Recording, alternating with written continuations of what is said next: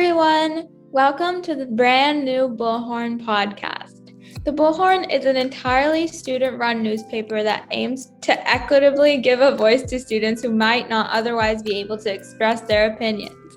In this monthly podcast, we will be covering systematic problems across the Philadelphia School District, how those problems manifest in our day-to-day lives, and sharing student perspectives.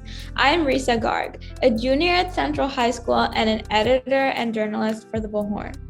And I'm Zora. I'm a sophomore at Philadelphia Performing Arts High School, and I'm in both the podcasting and art and film department of the Bullhorn. Risa and I will both be hosting this month's episode of the podcast. Before we dive into it, we wanted to talk about the rise of cases since students have returned back to the building. Risa, I know that Central is like a really big school, so how has it been being back in the building? It definitely has been a very crazy experience. I think a very scary one because of all the new COVID cases. I know the district created all of these new rules about social distancing and at least 3 feet distance between students at school.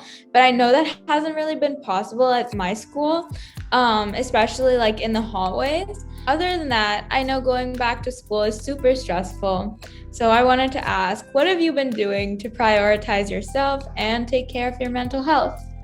Something I've been doing to prioritize myself and take care of my mental health is trying to stay off of my phone because it can be like mindless scrolling and just like not like helping you. So I'm just trying to stay off my phone and just relax and be present with my family and friends. What are some things that you've been trying to do? I totally agree with that. I've also been trying to stay present with my family and friends. I've also found that since school started, I've been on such a busy schedule that just like blocking in time to hang out with my friends, like on specific days that this is my social time, it's been super helpful for me to just have that. Yeah, I definitely agree with that. So, on this month's episode of the podcast, we'll be talking about school district updates, Indigenous Peoples Day, and Latinx Heritage Month. Today, we're joined by some fellow members of the Bullhorn who are also super excited to be part of this conversation, Riley and Helen. Hi, my name is Riley Keenan. I'm a senior at Masterman and the director of outreach for the Bullhorn. Hi, my name is Helen Chen, and I'm a translator and outreach assistant for the Bullhorn, and I'm currently a senior at Central. Great. It's great you guys being here and giving your input on the conversation. So, to start off, I know that one of the biggest district-wide events that took place a few days ago was the SAT and the PSAT. So, for those of you guys who took it, like, how do you guys feel about that? For my school at least, I think I took the SATs just a week ago, and for my school, it was a bit poorly administrated since after finishing the tests, we had to sit in the classroom for another hour or so after finishing the SATs since they didn't really plan out the whole thing really well, and everybody was just kind of frustrated with the amount or so the lack of planning that went into the whole thing. And I remember on the day we had 19-minute classes, and it was just really hard for teachers and students both since everybody was just exhausted after testing.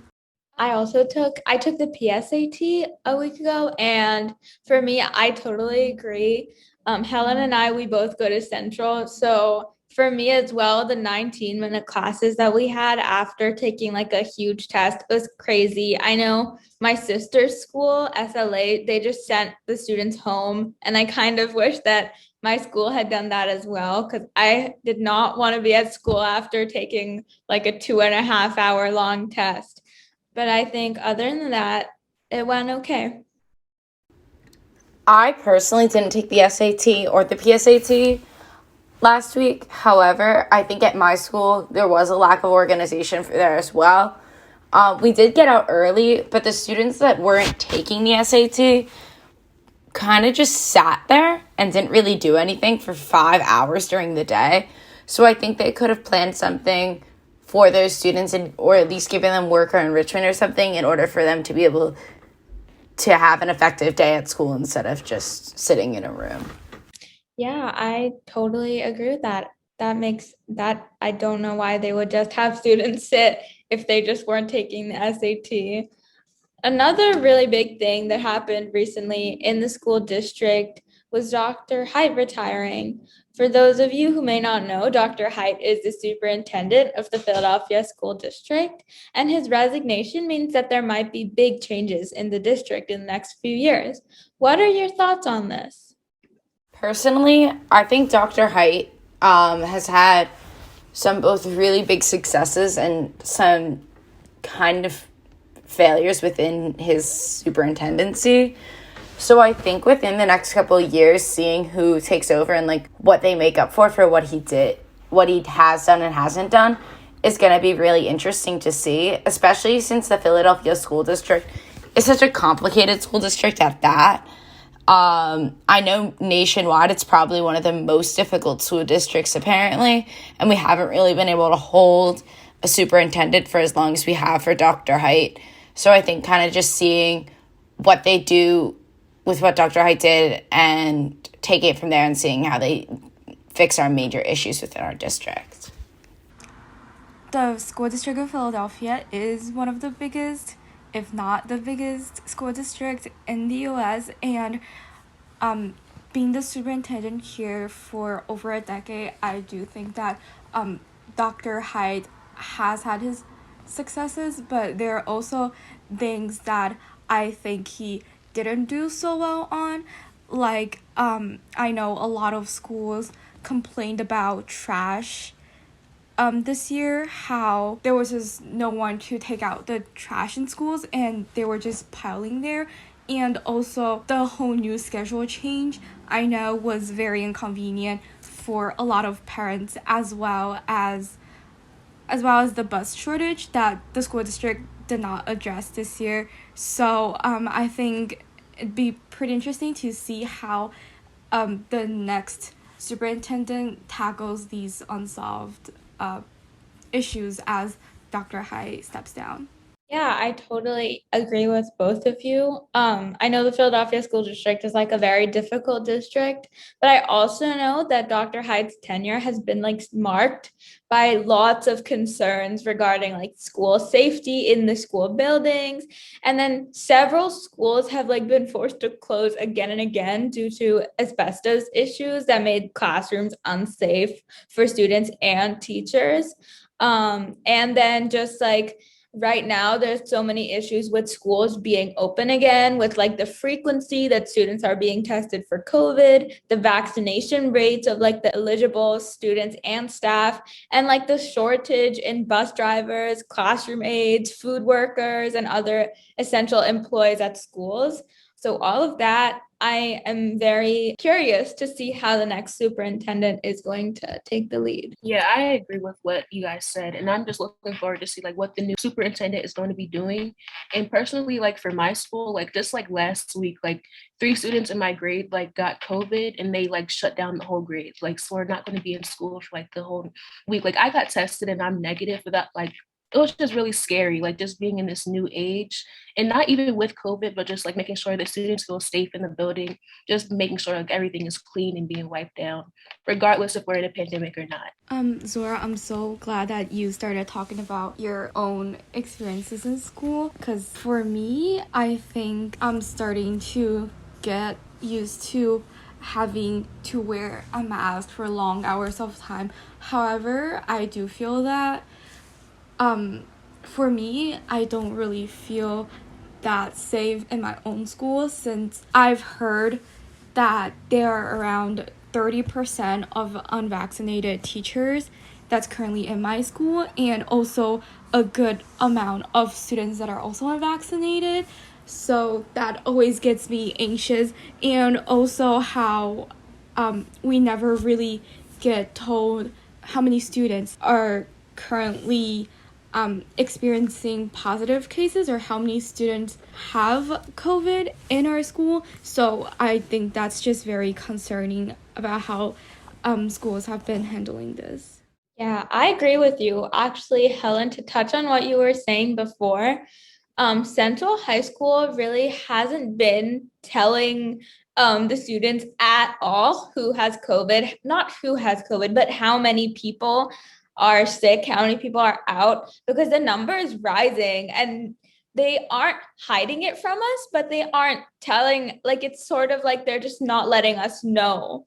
And there's a reason behind that. They're just like trying not to scare students, but then more students are being scared of it. Like, it's kind of a terrifying experience. I know one of my friends had to get tested a couple days ago because she was exposed to COVID. And she said in the testing room, at least like 3 or 4 other kids in there tested positive. Even though she tested negative, they all got their like results back when they were waiting in like the nurse. A lot of them did test positive for COVID, and we never heard about that. We never heard that, oh, there's kids that have tested positive. And every day in my class, there's people out sick, in my classes. And it always makes me wonder, are these kids out sick with COVID? Like, do I have to be worried about this? You never really know when you've been in contact with someone, right? And I agree, it's so stressful to think about that.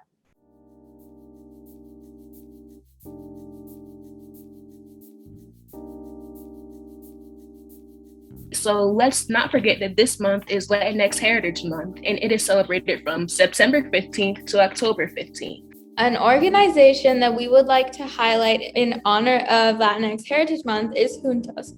Juntos is a community-led Latinx immigrant organization in South Philadelphia fighting for human rights as workers, parents, youth, and immigrants.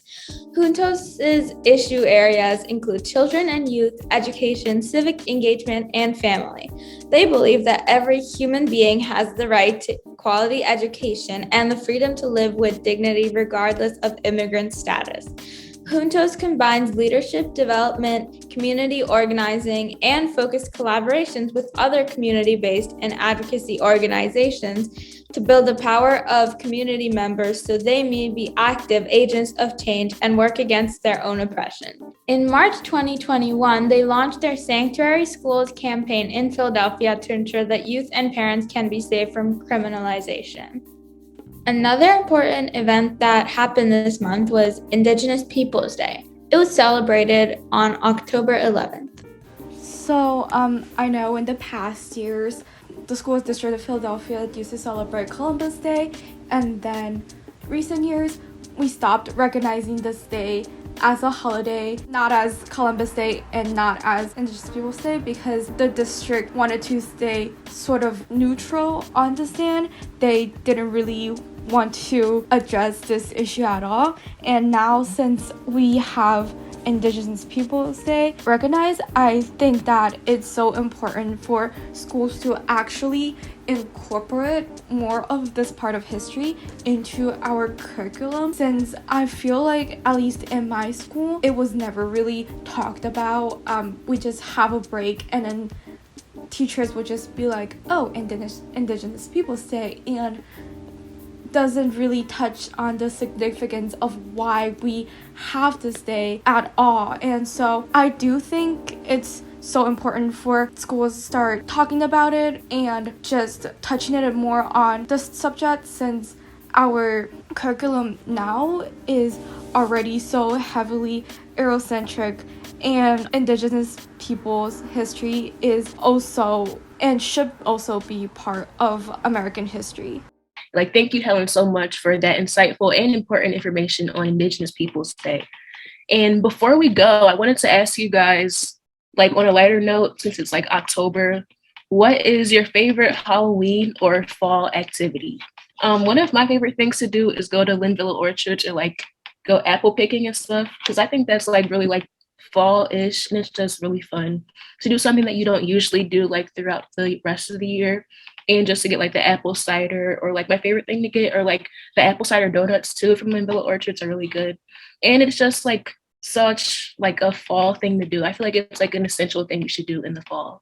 This doesn't sound like a fall activity, but one of my favorite things about fall is that I get to break out my sweatshirt and summer. I'm kind of over summer by September. I'm ready for it to be cold. And I just love Halloween. I love the candy, and I like watching movies with my friends and my family. And I like the fact that it gets kind of cold, and the food. Fall foods are also one of my favorite parts of fall. I love apple cider and hot chocolate and just everything. I'd say my favorite part of fall is probably just Halloween. It's my favorite holiday. It's always been my favorite holiday. I just love getting dressed up and doing all like those fun Halloween activities. So I think like that's definitely the best part of fall for me. My favorite part of fall is to just watch horror movies with my friends and family. And since I'm Chinese, when the weather gets colder, we start pulling out hot pot, and that's kind of like when the hot pot season starts. So that's always my favorite aspect of fall. Thank you so much to our panelists for being part of this conversation. For our listeners, we hope this has been as insightful for you all as it has been for us. Thank you for listening to the first ever Bullhorn Podcast. Please tune in for more updates next month.